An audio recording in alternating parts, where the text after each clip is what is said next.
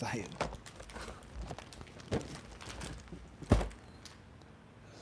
Good. بسم الله الحمد لله والصلاة والسلام على رسول الله وعلى آله وصحبه وسلم تسليما كثيرا أما بعد السلام عليكم ورحمة الله تعالى وبركاته. Alhamdulillah, we finished the book of Hajj and Umrah from Ad-Durar Al-Bahiyyah. Tonight we will be studying your favorite chapter of the Qawi, Kitab al-Nikah, inshallah, the book of marriage. The book of marriage. Now, the author Shawkani rahimahullah, he says, Kitab al-Nikah يشرع لمن استطاع الباءة ويجب على من خشي الوقوع في المعصية والتبتل غير جائز إلا لعجز عن القيام بما لا بد منه وينبغي أن يكون المرأة ودودا ولودا بكرا ذات جمال وحسب ودين وتخطب الكبيرة إلى نفسها والمعتبر حصول الرضا منها بمن كان كفءا والصغيرة إلى وليها ورضا البكر صماتها وتحرم الخطبة في العدة وعلى الخطبة ويجوز النظر إلى المخطوبة ولا نكاح إلا بولي وشاهدين إلا أن يكون عاضلا أو غير مسلم ويجوز لكل واحد من الزوجين أن يوكل لعقد النكاح ولو واحدا. طيب, the book of marriage. We all know the importance of marriage in life, let alone in Al-Islam. The importance of marriage in life, let alone marriage in Al-Islam. Marriage being a manifestation of perfection and strength, responsibility, maturity. Marriage being a means of helping the human race to procreate in a positive way. Of course, there are other ways of procreating besides marriage, but it's not necessarily in a clean, positive, productive manner. Naam? Tayyib. Marriage is a means of unification between people, body, mind, soul, spirit. Inshallah, that's what it's supposed to be. It's not always like that. Marriage is a means of unification between different families, tribes, sometimes races. It's not always like that, but it can be like that, and sometimes it should be like that. And marriage is also supposed to be a means of development. It's a means of the man developing and the woman developing. The man's development with responsibility. The man's development with regards to prioritizing his life. A woman's development with regards to her prioritizing her life. And with regards to bearing children and raising children. With regards to following Allah's rules and laws through marriage. And that's, of course, with monogamy, let alone with polygamy or polygyny. The concept of maturity and growth and development and how it's supposed to make you a better person being in that situation. For the man and for the woman. The man taking on more responsibility, more duty. Looking after more than one household, that takes much more. The woman being patient upon that. And fighting her nafs and submitting to the commands of Allah subhanahu wa ta'ala, all right, and conquering her lusts and her desires and her envy and her jealousy, and the list goes on. Inshallah ta'ala, when done correctly, marriage is not supposed to bring about anything except good. Marriage is not supposed to bring about anything except for good when it's done properly, when it's done correctly, to the best of your ability, being a flawed human being. Now, just like there are many ups of marriage, there are many doubts and widespread misconceptions and many shayateen, frankly speaking, from among humans and demons with regards to marriage and why you shouldn't get married and why you shouldn't stay married, or with regards to why you shouldn't be in a polygamous relationship, a woman, or why you shouldn't marry another woman, and the list goes on. Many misconceptions and many doubts that are very widespread. And also many fears and many insecurities that many people have, men and women, with regards to getting married, staying married, or with regards to remarrying. You got divorced from your first wife, you don't want to get remarried. You got divorced from your ex-husband, you don't want to get remarried. You married the first wife, you need a second wife, you want a second wife, but you don't want to. Whatever the case is, a sister is approached by a brother who has more than one wife, It's a good situation for her, but there are doubts and insecurities and fears that push her away from it. There are many different dimensions, all right, and angles to the concept of kitab al-nikah. What's important is that the nikah is the way of the Quran, and it's the way of the sunnah of the Prophet sallallahu alaihi wasallam. There are many ayats in the Quran that tell us about marriage and offspring and progeny and grandchildren. The prophets and the messengers had wives and they had children. And the Prophet ﷺ, he had wives and he had children. Some of those wisdoms are known to us and others aren't necessarily known to us. Khairan inshallah, that's in brief. Let's move forward. The author, he says, يُشْرَعُ لِمَنْ اسْتَطَاعَ الْبَاءَ. The first point, alaykum salam that he mentions, he says, يُشْرَعُ, that marriage is legal. It's legitimate, meaning it's from the deen. It's either mustahab, wajib, or it's going to be mubah. What's important is marriage is lawful. لِمَنْ اسْتَطَاعَ الْبَاءَ. It's for one who has al-ba'a. And this word al-ba'a is explained by the scholars of Islam sometimes to mean al-qudra al-wat, sexual maturity. And others they say al-ba'a yani mu'na nikah, the responsibilities of marriage. And some say it's both give and take. The author he says, وَيَجِبُ عَلَى مَنْ خَشِيَ الْوُقُوعَ فِي الْمَعْصِيَةِ. And marriage is obligatory upon one who fears falling into sin. One who's afraid of falling into sin must get married. It is no longer an option. وَالتَّبَتُّلُ غَيْرُ جَائِزٍ إِلَّا لِعَجْزٍ عَنِ الْقِيَامِ بِمَا لَا بُدَّ مِنْهُ.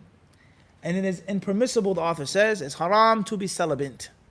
You cannot be celibate in Islam unless a person cannot afford and cannot perform the bare basic necessities.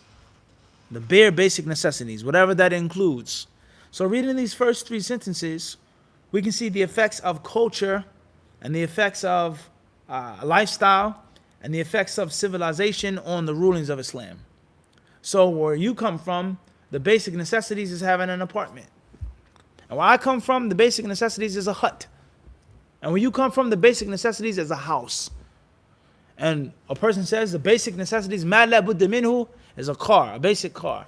I say no, it's a donkey cart, or horse, or bicycle, okay? Or enough money for a metro pass. Basic necessities. The concept of I have to have a plasma screen TV versus I have one room in which we go to sleep, I have a hot plate, and I have a bathroom. That's better for me to be married, far from haram, far from sin, fulfilling my deen, than being put through a fitna and through sin, etc., etc. Obviously, that's relative from person to person. That's relative, that's subjective. But the point is that oftentimes people find it difficulty, they find it to be a difficulty in getting married. And one of the reasons, not the only reason, but one of the reasons is people overcomplicate things that Allah and His Messenger have made simple and easy. Many of us, we overcomplicate things that Allah and His Messenger made simple and easy. He then says, وَيَنْبَغِي أَن تَكُونَ الْمَرْأَةِ. So before we go forward, we see that getting married, the author doesn't say it's obligatory. But it says it's from the deen. And it's only obligatory if you ... طيب. He says, وَيَنْبَغِي أَن تَكُونَ الْمَرْأَةِ. As far as the attributes of the woman, what should the woman be like that you want to marry? She doesn't have to be like this, but he says يَنْبَغِي. It's necessary. It should be. A woman should be like this. Number one, وَدُودًا. Affectionate, loving. That excludes not being affectionate and not being loving. So included in the word wadud is everything which draws the man near to her. Everything which draws the man near to her. First and foremost is physical appearance. Because people, they can say, the author is going to mention beauty later on, but I'm just talking about even from the get-go, wadud, loving and affectionate. How a person looks can also give you the impression of loving and affectionate as well. Okay, but this is more of a shay ma'nawi, metaphysical trait. Metaphysical trait, okay? But the concept of people say, well, marriage, beauty isn't everything, looks aren't everything, oh, you're a shallow person, that's true. Anyone who's ever experienced anything in life knows that looks aren't everything. It could be the best looking man, could be the worst character. The best looking woman, that can be the worst. Or it just doesn't work out for you. But the first thing that a person encounters when they see you is what? It's how you look. Not how you talk, not how you act, not how you behave, but looks. So he says, wadudan, the woman should be affectionate. And excluded in the term affection is anything which goes against affection. How she looks, how she walks, how she dresses, and also most importantly, how she talks. A woman may not talk at all. She's totally silent. It's not necessarily affectionate. She may talk and her words are sour and bitter. That's not what? Affectionate. You go to kiss her, to hug her, and she's shy or she moves away. That's not what? That's not affectionate. And the wisdom, the ulama, they say, of the woman being wadud is connected to the next point. He says, waludan. And she should be fertile. Fertile. You understand this? She should be what? She should be fertile. How do you know the woman is fertile if she doesn't have children? If she's a virgin, you look at her sisters, what type of family she comes from. She's the only child. In most cases, she's not going to be that fertile. She has 6 other brothers and sisters. Allah knows best. In most cases, she's fertile, meaning genetics. Everyone understand this? Her age, her race, her climate, those are all things that what? Play a role in a person being what? Fertile. Everyone understand this or not? طيب. So the scholars of Islam, they say, wadud and walud, being connected, being attached, is that if a woman is affectionate, it's going to make you gravitate towards her. All right? And if she's walud, if she's fertile, then she's going to produce many children. But a woman could be as fertile as the red clay, the earth, and the most productive farm. But if she's not wadud, then you're not going to be near her that much. You're not going to approach her that much. Everyone understand this? So it should be a combination of things. Wadud and walud. Moving forward, he says, bikran. The woman that you marry should be a virgin. It doesn't say that she has to be a virgin, but she should be a virgin. Now the question is it recommended for a woman to be a virgin for a man who isn't a virgin? Whether he was in Jahiliyyah, whether he was married before, whether he has a wife or not. Or is this hukum mutlaq? Absolute rule. The woman that you should marry, your first choice should be a virgin woman. Some of the ulama of Islam, they say, from the wisdoms of a woman being a virgin, is that is a greater chance for there to be higher affection. Whereas you're her first. And everyone knows in life, no matter how many times a woman is with this one or that one or whatever, she's not ever going to fit her first time she was with a man. Even if it was a painful experience, which in most cases when people break their virginity, it's a painful experience. And even the men who don't have the physical things that a woman has, there's no deflowering process, okay, where it's awfully painful. They don't know what they're doing in most cases. So it's not always the best time, but it's nothing like the first time. So they say that the woman is going to be more connected to the husband. She's going to love him more. She's going to be more loyal to him. She's going to be more connected to him through her being a virgin. Let alone the concept of other benefits and other wisdoms as well. And then, of course, this does not mean that it's haram to marry a woman who isn't a virgin. It doesn't mean that it's makruh. Doesn't mean that. Let alone the fact that in certain situations, it may be best for a person to marry someone who isn't a virgin, such as a woman who needs to get married and she was married before, or she has children, depending on the time, the place, and the society. Now, the extremism of many Muslims today, unfortunately, with regards to marrying a woman who's a virgin, is something that cannot be denied. Something that cannot be denied. All right, with regards to people intruding upon the secrets of the bedroom, with regards to people committing honor killings, with regards to a man passing up a good woman, good akhlaq, good deen, she's beautiful because she's not a virgin. And the list goes on. And the Prophet, like I said, most of his wives were not what? Virgins. Okay? So there is detail with regards to that ruling. Moving forward, he says, that jamalin wa hasabin wa dinin. And this woman that you are looking to marry, your top choice, she should be beautiful. She should be attractive. Someone that pleases you when you look at her. So looks mean something in Islam. It's not just all philosophical and, the person's heart is beautiful and the inside. That's not Islam. Of course, that should be the main thing or a big part of it, but it does not mean that there's no physical attraction to someone. Okay? And people, when they talk to philosophical things and psychology and this and that, they go extreme. And oftentimes people, they go extreme because they've been burnt out on the other extreme. because women are objects of play for men, because women are just sex symbols, and there's so much misogyny. And anytime someone wants to sell something, they get a woman to make a commercial. Studies show, research shows, restaurants, ice cream parlors, any place in which there's a woman as a cashier, a woman as a server, and is an attractive woman as a cashier or server, they make almost twice as much money as businesses that don't. Research, so it shows us this. It's not an accident why you go to the pizza parlor and it's a young attractive woman there. It's not an accident why you go to the store and it's a young attractive woman there. Or it's 3 young teenage women that are all attractive. It's a reason why. Because people, they're drawn to that. Everyone understand this? Rather, research shows that if it's an attractive person, no matter of the age, the race, the sex, the gender, people are more inclined to spend their money. They're more inclined to spend their money if someone who has a pleasant appearance versus someone who doesn't have a pleasant appearance. So many people, they run from things like this because a woman is such a symbol of sex and sexuality. They go to the other extreme and they says, I don't care what she looks like. She doesn't have to be attractive at all as long as she has a good personality. That's extreme, just like the first one is a what? Is an extreme. And unfortunately, many people, they came to Islam based off of this extreme.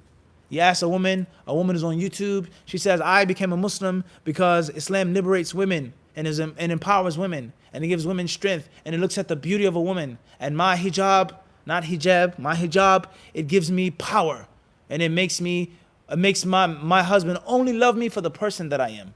And that is 101% absolutely wrong. The hijab is not meant to screen your beauty from your husband. The hijab is not meant to protect your husband's eyes from looking at your charms.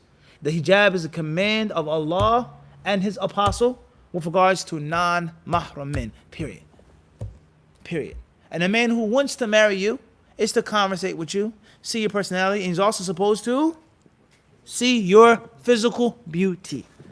That's erroneous. And many women, they have this philosophy, all right? So when you go into the house, how do you sit with your husband? Do you wear a hijab, niqab, gloves, burqa? You sit, you drink coffee, and eat biscuits with your husband like that? Or do you uncover yourself in front of your husband? So they've been so burnt out by Jahiliyyah, and Allah Alam what they went through, and what went through them. Only Allah knows what happened to them in Jahiliyyah, that they go what? To the extreme. And then they end up misunderstanding Islam and misinterpreting Islam, and they oftentimes fall into extreme neo-feminism.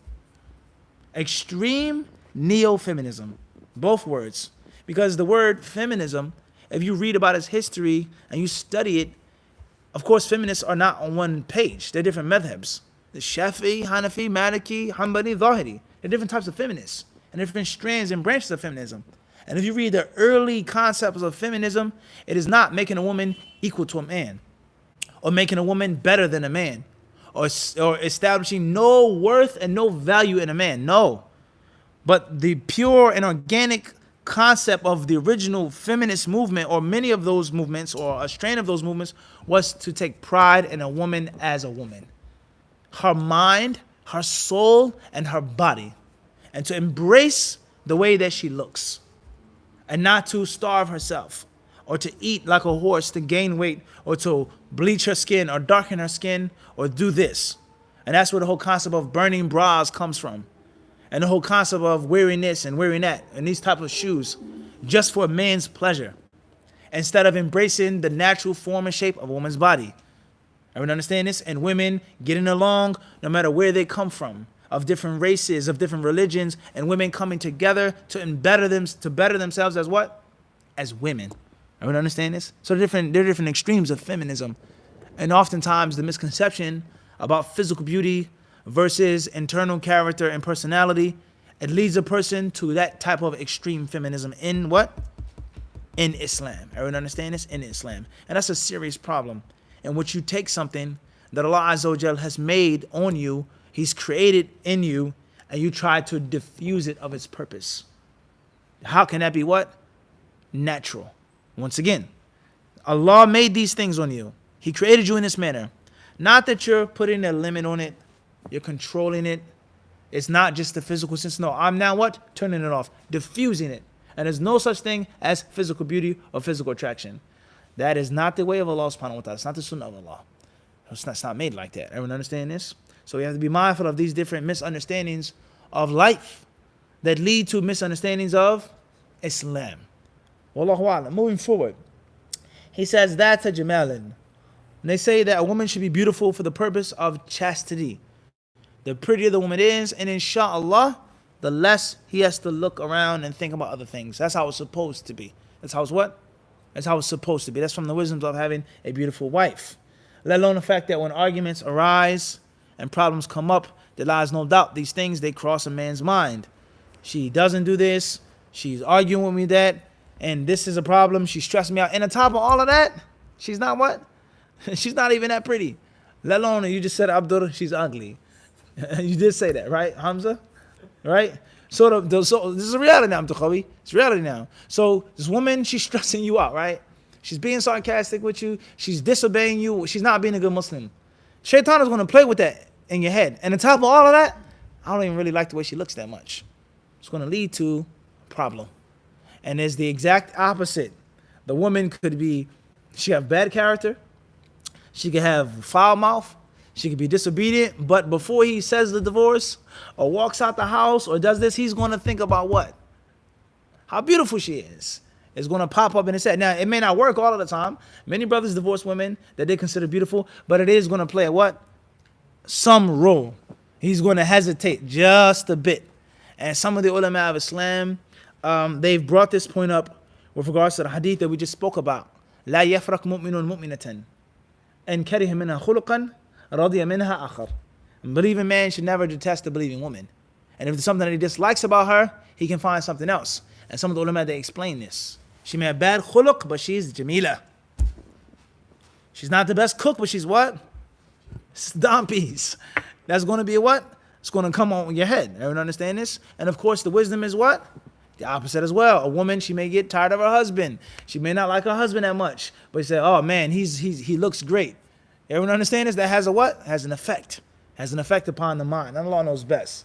He says, وَحَسَبٍ.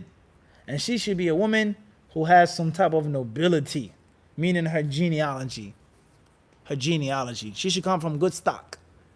Everyone understand this? Good stock. Of course, that's not always available. That's not always the case. But a person should what? Should try. وَدِينٍ. And she should also be a woman who's religious. Now, Shawkani, the author, he mentioned all three things out of the four things that were mentioned in the hadith. He didn't mention wealth. تُنْكَحُ الْمَرْأَةِ لِأَرْبَعٍ. A woman should be married or can be married, or some ulama say, عَادَةً. In most cases, is married for 4 reasons. He mentioned 3 out of them, all together. A woman should be pretty, a woman should have a noble background, and a woman should be religious. Inshallah ta'ala, we'll stop here tonight. Leave some time for the questions. And with Allah subhanahu wa ta'ala,